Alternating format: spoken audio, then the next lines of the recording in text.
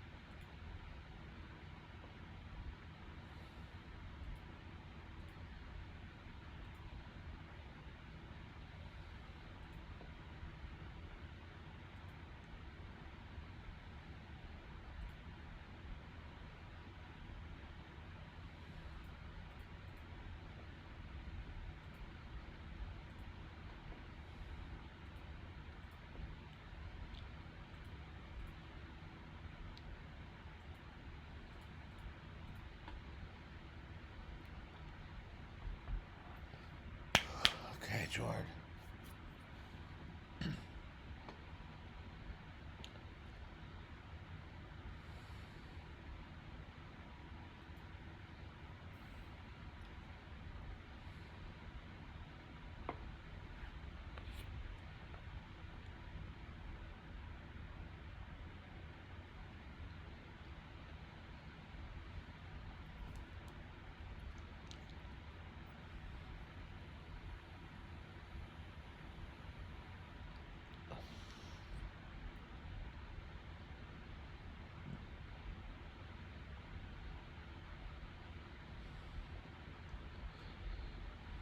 All right. Pretty good, Jordan. Let's go through this game.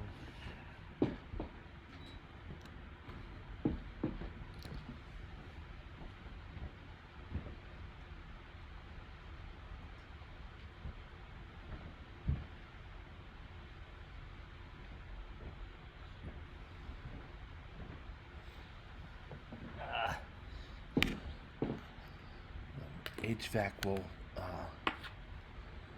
turn off soon. My voice will become more clear to listen. Okay, well, we played a good game here. 4 Knights opening, and this is called the Scotch 4 Knights because aside from maybe Black's Knight at f6 and White's Knight at c3, this looks a heck of a lot like the Scotch game.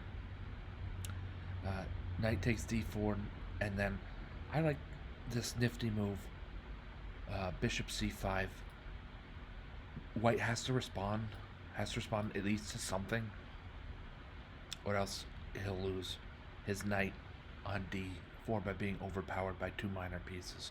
There's some moves that are pretty strong for White. Just bishop e3 is fine. I don't think there's any merit to knight b5. Either knight to b5 seems off of the straight and narrow, if you will.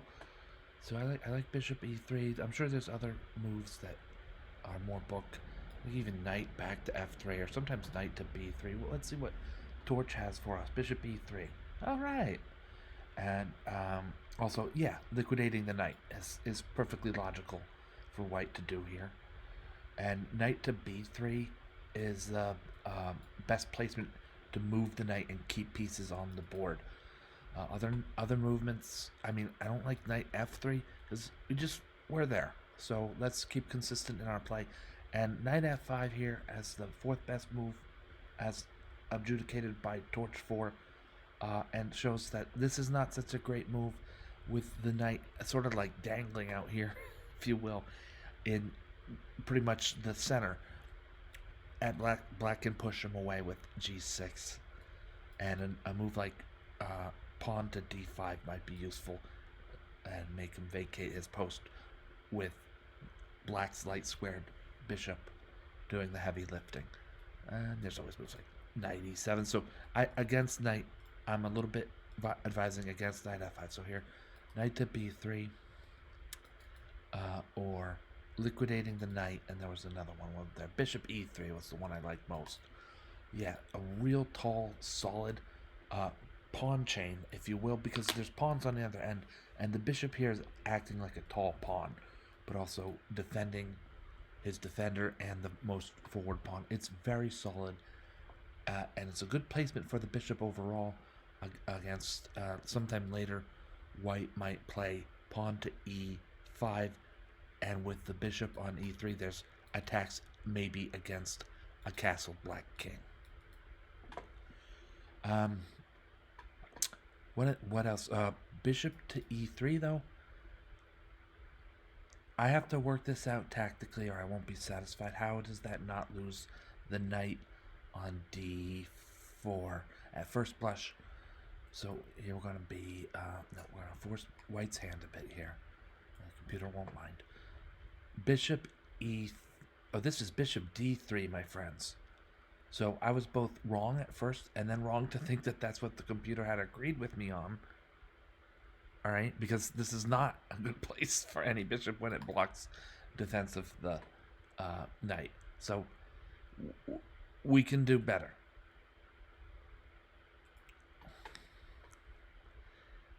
Yeah, so I'll take bishop e3 off. That was a miscue. I'll take bishop d3 off. That was a miscue. Bishop to e3, however, protects the knight. He is adequately protected.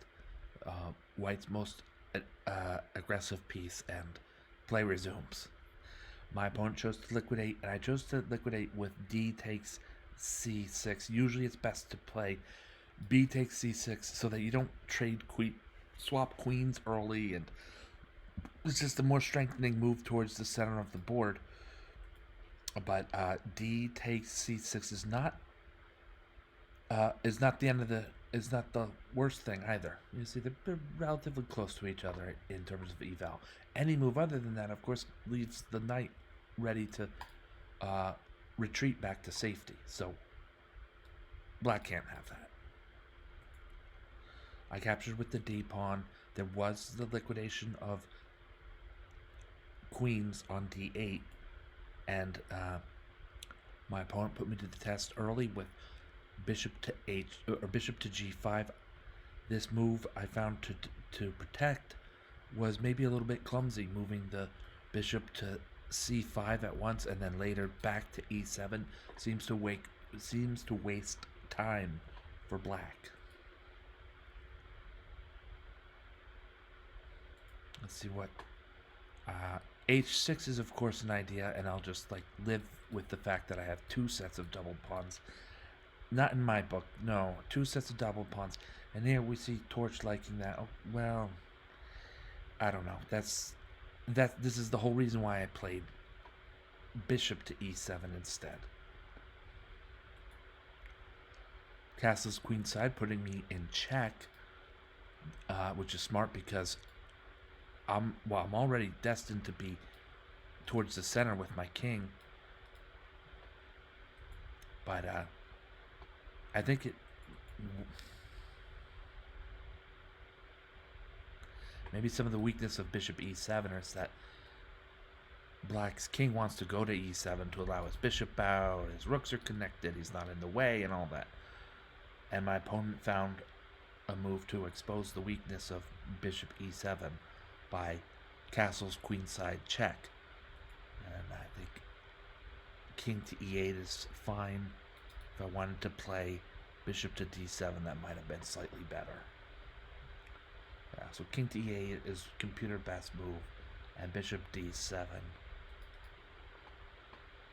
also keeps things almost intact for black. White is doing well here. Alright, let's take the time to think about this by way of the fundamental forces of chess, 5 of which I got from Grandmaster Yasser Seirawan, and the 6 I added myself. I call this one clock, as to be distinguished from initiative. And so I don't talk about time all that often. Sometimes my vernacular sneaks in, but for the most part, I'm talking about clock. And it should be very clear that I'm talking about this, 422 and 438. That's clock. Initiative sometimes is called time by chess players, so just know that. But initiative, who is forcing the action, who has the next check, who has the next trapping move, who has the next attack against loose piece. Alright, so clock, initiative, material, mobility, space, and king safety. Alright, white has a good safe king. Black does not. He's not all that bad, I guess. In terms of king safety, black's king is almost as good as white's, actually. Mobility. Okay, now the black king being on e8 is fine in king safety, but horrible in mobility. My h8 rook has this I don't even know what kind of path to get into the game. So my opponent has me definitely on mobility. King safety is about the same. Mobility is for white. Space, I would say white has more space controlled, but not to any great effect. So it's not a major play. Space does not play very strongly into this game yet. Mobility.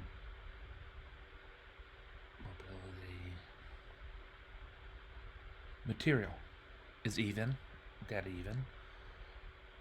Initiative is usually whoever's turn it is to move, and that's white in this position. I would say that also is consistent with where the initiative truly lay, whether or not to capture on f6, that this bishop has a number of really awesome squares to which he can develop, that a pawn storm might be coming. Okay, so I'd say white has the initiative here. And clock. It's almost even. It's early in the game. Early even to be assessing like this, but as white has just castled. Clock is about the same. You know, my opponent's taken 22 seconds. I've taken 38 seconds. That's kind of neat. You had 38 to 22, you get 5. You had 22 to 38, you get 5. Not really. But when there are 4 minutes, and not in normal arithmetic, in clock or modular arithmetic, then yes. Did I leave any force out?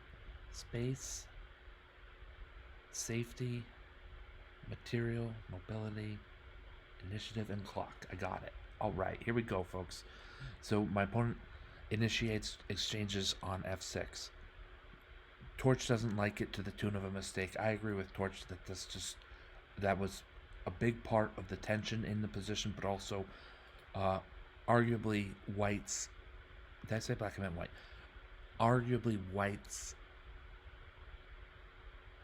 most important or strongest piece, if you will. The rook on d1 is also very strong. My opponent played bishop to c4. That's a brilliant and beautiful developing move. And I just started with this idea of a queenside pawn storm. There's chances at a trap if my opponent is not careful. Most of the squares to which his bishop might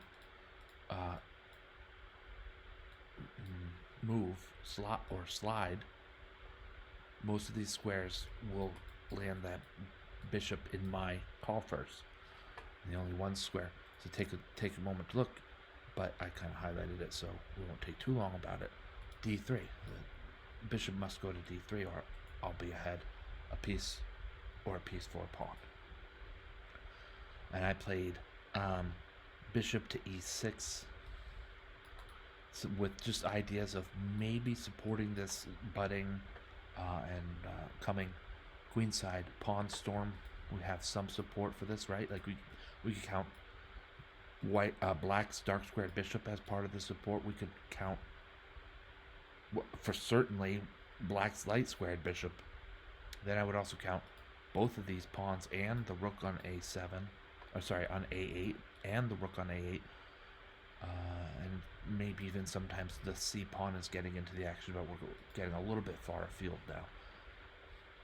The rook on h8 it continues to be an issue for black. If king e7, rook to a7, and then rook to a8, we have doubled rooks, and then he's in the game. But mind you, that's even that is behind one of our own pawns. So the rook on h8 is an issue for black here. King e7. Sometimes we humans see things that the computers don't. Is there some kind of losing tactic? Looks like there is. After f4. F4 with king e7 maybe making it easier to trap my bishop, and there's maybe a discovered attack somewhere. Capture back, then maybe. I don't know. I don't see it quite yet. We'll let Torch point it out here. Trap a bishop, but not that bishop. And it looks actually fairly complicated. So I'm not going to worry about that too much. But the idea of king e7 is simply to allow the rook at h8 to be a force in the game. Probably at d8, but like I said, there's possible ways to double on one of the queenside files.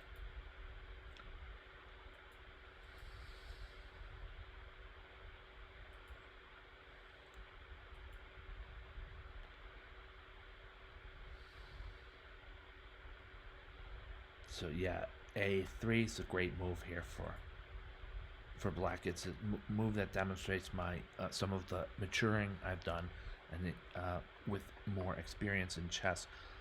Look, I would never have been launching a pawn storm, and to sacrifice the pawn with b4 in order for nothing more than just the push at a3. That's a newer, more gravity. We exchange pawns here. For all intents and purposes, white white has to grab this pawn on a3. I don't see where any other move, and it's a7, and what's to follow is either a promotion immediately, or if white flees to d2 and can cover that promotion square twice, then it sits there as a canker sore against white's teeth for like probably a long time. The rest of the game, maybe, who knows. So anyway, the rook takes a3 here is not all that great in terms of what Torch Torch doesn't like rook takes a3.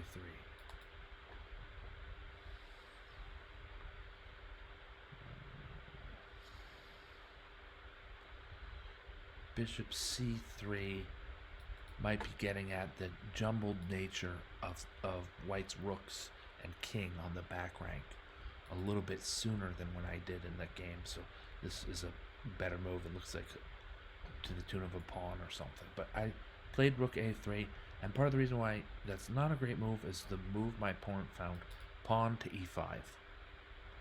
Now there's no immediate tactic on the back rank,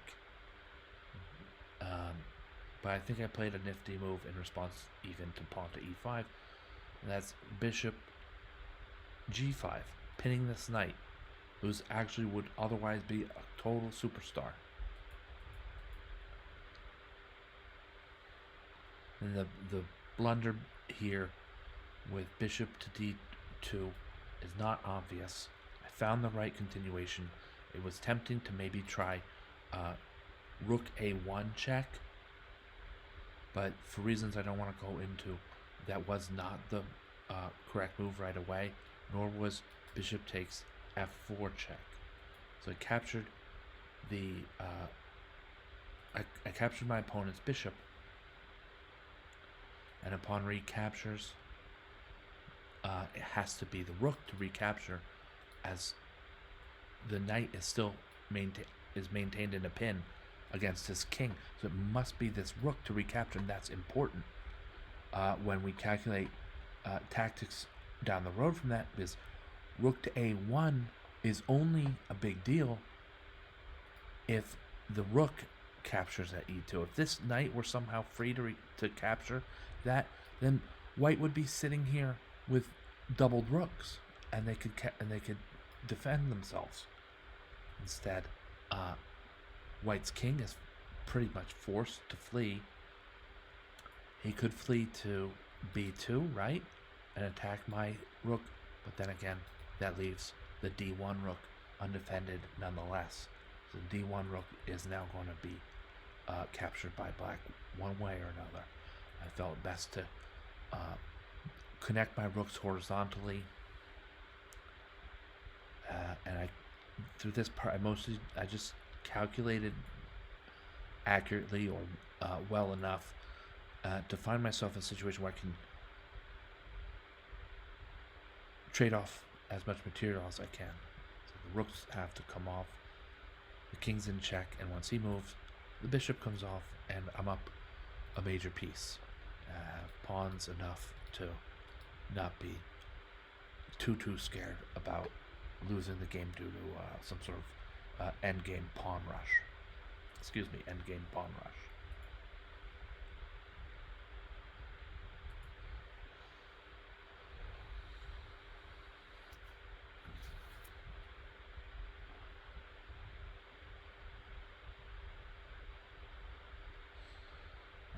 White's pawns are going to be much quicker. I chose king f8 here. I thought it just felt more safe in some way. Get the get the white king out of anywhere where he would be able to stalemate by lack of a move. Yes, I know that e5 has a move, but I thought, let's not tempt fate. So here we go, and that's the final checkmate. 48 moves. Accuracy was good, and good.